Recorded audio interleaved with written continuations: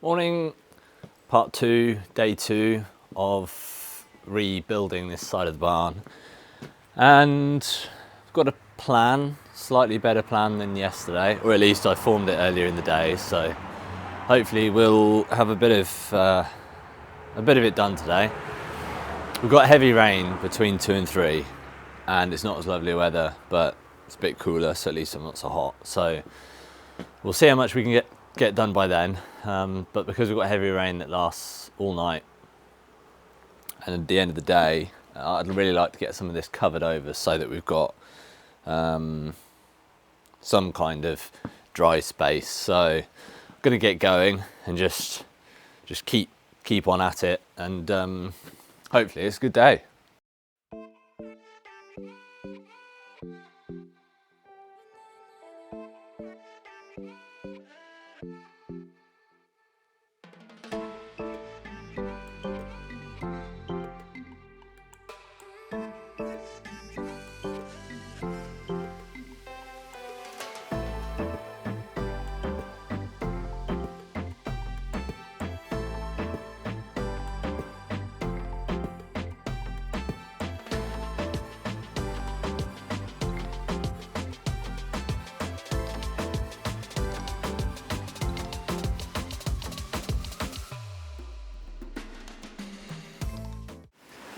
Today for lunch, we've just gone for a wander down by the stream.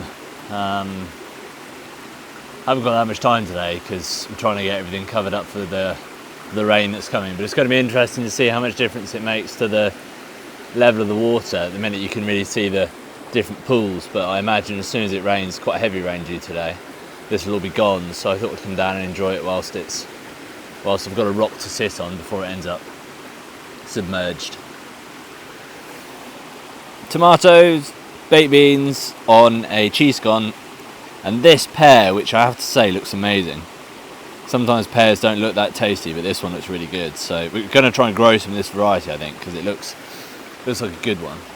The red squirrel. It's just run across the bridge.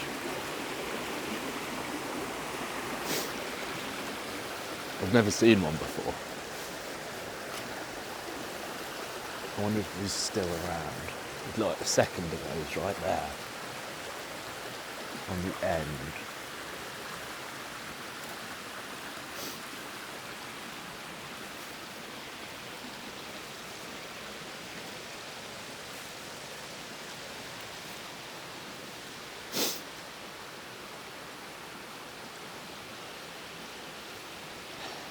Where's he gone then?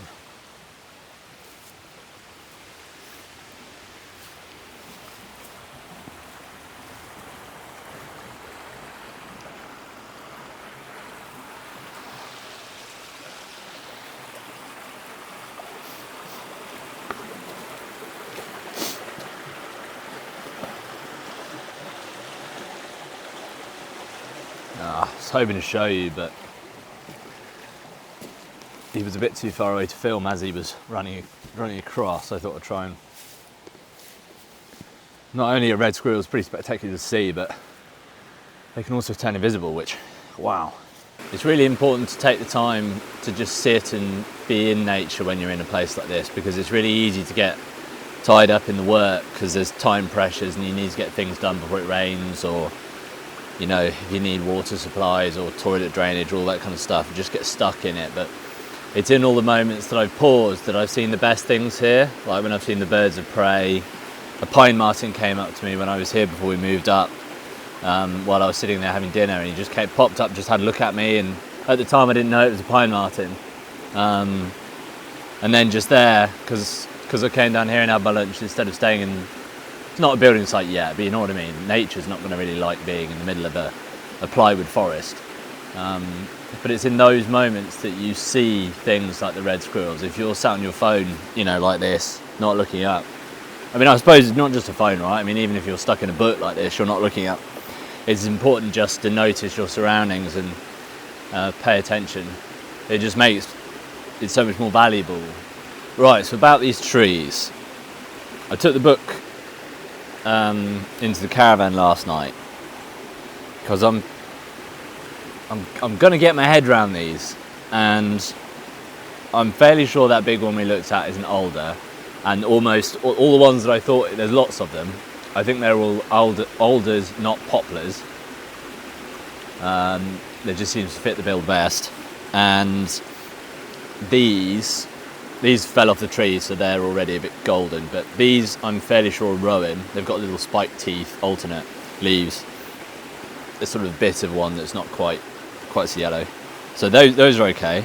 But now I'm on to this one, which is a toughie. It's got the pointed end on it, and I think it's a hazel. But the problem I'm having with that is the one that I was having a look at up there, it's got silver bark, but I don't think it's a birch. But it's just more challenging than it looks like it should be, trying to tell what. And I feel like I should know this as well. You're like, oh, it's an oak. It's really easy to identify, isn't it? Willow is really easy to identify. But this leaf I've got here is also that tree there, that one up at the back just there, probably that little one there. So they're all over the place. So I feel like I should know. That little squirrel wasn't fully red either. I thought red squirrels were completely red. This one was red on its head and its body, and then it had kind of black bits on its legs. So either it's been wading through the mud, or it's not completely red. But it came from that direction, ran across that way. So I'm going to go and have a quick look at the trees that way and see if there's not a nut tree. I'm only saying that because, of course, it could have been burying his nut there and returning this way. But I've already been along these trees, and they're almost all older, apart from one rowan, which is that one just there. So I'm pretty sure he hasn't got any nuts from there. So I'm gonna have a wander that way and see if I can find where he's getting them. Can't see anything too obvious. Then I don't know how long squirrels travel for. I mean, you could go all the way down to the end of the plot, and I doubt it though. They're quite small, aren't they? But in between us and the road, this whole section's got a lot of smaller trees in there. So I imagine he's getting it from in there somewhere, because it's a lot more diverse in there. It seems to have been left alone because it's sort of along the sides of the stream, and it's been fenced off. So this area was grazed, but that area wasn't, because it's no good for sheep. So he's probably getting it from in there somewhere. You know, it'd be far easier if I just Googled the species of tree instead of traipsing through this book, because you can't tell the size, and I learn a lot better when I see things, you know, in the real world. It's quite difficult to tell from the book, but I find if you want to know something rather than just hearing something, it's far more important to spend the time figuring it out. Don't have to do it raw, you know, you can have a book, some help, but if you get a quick answer off the internet, that's what it is, an answer. You don't know the subject. So although this is taking me a while to learn them, once I've made my way through the book and I've had real world tests on our plot, I hope I'll know the subject instead of just hearing it. So I'll be able to recall it easier, and perhaps in other places. So I find it's far better to you know, do it the hard way, and then you'll just have a far greater understanding. Than the internet has its places. I use it a lot, but if it's an old knowledge like this, I think it's better to take your time.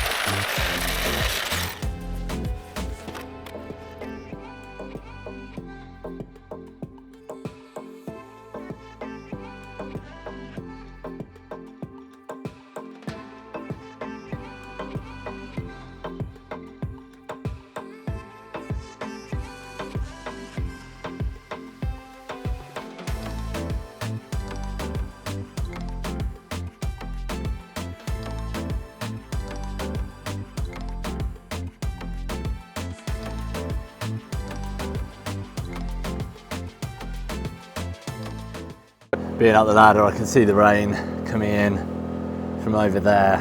So I was seeing it earlier thinking maybe we'll be all right, but I really want to get some of this covered up because the timber tends to get ruined pretty quick if it gets wet. So I'm going to get this covered up a bit, and I'm going to get that bit over there covered so that the water doesn't just spray in there. So yeah, time to waterproof.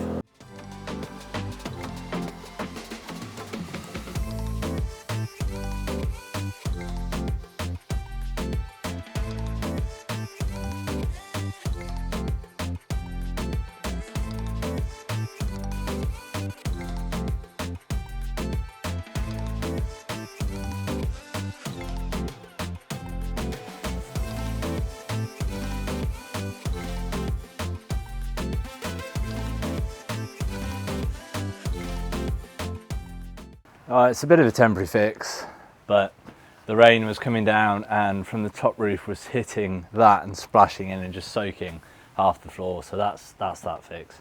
And I'm sure, yeah, this side is going to get a bit wetter than the other side. But this, the one tuber, whatever this is, tuber 3 is going to be fine. But it's this stuff which, when it gets wet, it blows, which means it kind of expands and the glue doesn't hold so much. And it's rather frustrating when that happens, especially if you fitted it all. So it's just to stop that. It'll probably be okay for a rain, but it's going to be a really heavy one. So it's a little bit better protected. I think we're going to go do the post to finish the day off. So we'll go and have a look at that. Oh, we're just in time. Hear the rain? It's not heavy yet, but it is raining. Got 4 parcels today, so that's going to be got to be something good in one of these. And this is it quad bike stuff? Oh, the quad bike needs a service after the first tank of fuel. It needs all the oils and stuff changing, so I thought that was that, but that's vinegar for my wife's cleaning stuff. Got a lot of it. This one, come on, something good. Oh man, it's like 3 days worth of cleaning. What do we got? More of that. Oh, this one's the orange version of that fragrance, and then we've got clove bud for a fragrance. That's more cleaning stuff.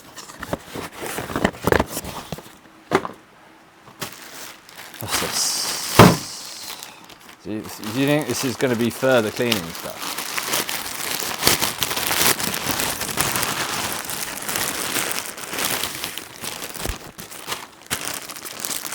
Yeah, I'm fairly sure it is. Yeah, okay. So that's bottles for cleaning stuff.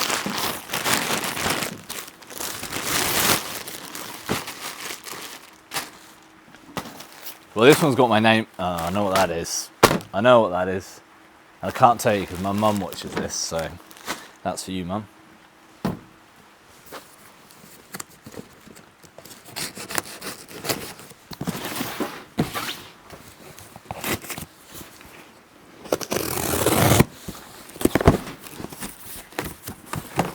And finally, okay, some of this is all right. So we've got a soil strainer, because I said we were gonna do the last video on, was it last one? A couple of videos back maybe, on the seeds that we're gathering for the trees. We're gonna try and get them planted up soon. So that's the soil sieve, so that I can get all the bits out and make some nice powdery soil for the little seeds. And the other stuff is all household funnels and stuff.